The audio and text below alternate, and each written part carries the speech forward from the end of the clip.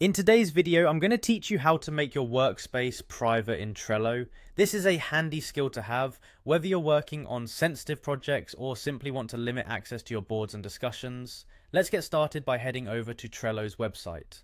First, type Trello.com into your browser's address bar and hit enter.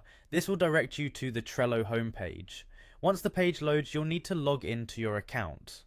Look for the login button, typically found at the top right corner of the web page, and give it a click. Now Trello provides you with a couple of convenient options for logging in. You can enter your email and password, or if you're like many who prefer a streamlined experience, you can log in using your Google account. Choose the method that works best for you, and after entering your details, you'll be logged in and ready to go. Once you're logged in, direct your attention to the boards option on your dashboard. This is where you'll find all the boards you either own or have been invited to join.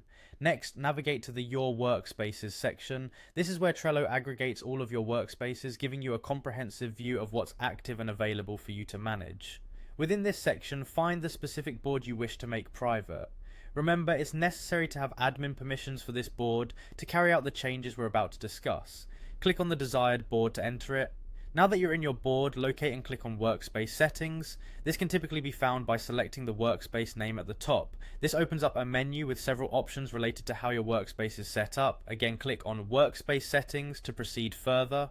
Within the workspace settings, it's time to make your workspace private. Scroll through the options until you reach the Workspace Visibility section. Here you'll find a button labelled Change. Go ahead and click on this option to modify the visibility settings of your workspace. After clicking Change, you'll have the option to set your workspace to private. Select Private to ensure that only members of this particular workspace can access its boards and content. This critical step ensures that you're safeguarding your workspace information, limiting access to only those who need it. Make sure you confirm any prompts that pop up requesting you to finalize this change. And that's all there is to it. With these steps, you've secured your Trello workspace, ensuring your projects and discussions remain confidential. Keeping certain workspaces private is not only a way to maintain privacy, but also helps in streamlining communication and collaboration within designated teams.